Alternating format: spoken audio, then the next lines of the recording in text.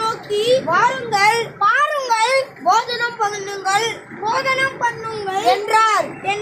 அவரை கர்த்தர் என்று சீஷர்கள் அறிந்தபடியால் அவர்களில் ஒருவனும் நீர் யார் என்று கேட்கிற துணியல்லை. அப்பொழுது இயேசு சொல்கிறார், நீங்கள் எல்லாரும் என்னிடத்தில் வாருங்கள், நான் உங்களோடு சேர்ந்து போதனம் பண்ணுவேன். அப்பொழுது இயேசு சீஷர்களை பார்த்து கேட்டார், பிள்ளைகளே, ஏதாவது ஒன்று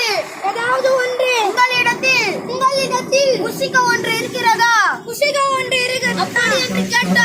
அப்படி என்று கேட்டார். அதே மாதிரி நாங்க இயேசு இனிமையான குரலினாலே நம்மை அழைக்கிறார், நம்மை கூப்பிடுகிறார்.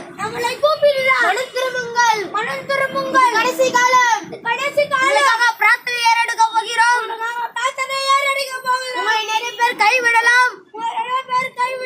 டாக்டர்கள் கைவிடலாம். நம்ம தந்தையார்த்து கைவிடலாம். தாய்க்கான கைவிடலாம். உங்களை நிறைய சாமிகள் கைவிடலாம். ஆனா எங்க தேவனாக இயேசு கிறிஸ்து மாத்திரமே உங்களை இரண்டு கைகளில் பிடித்துக் கொண்டிருக்கிறார். தாங்கிக் கொண்டிருக்கிறார். மனம் திரும்புங்கள். இது கடைசி காலம். தேவனாக இயேசு கிறிஸ்து நம்மை பார்க்கிறார். மனிதர்கள் தெரியாமை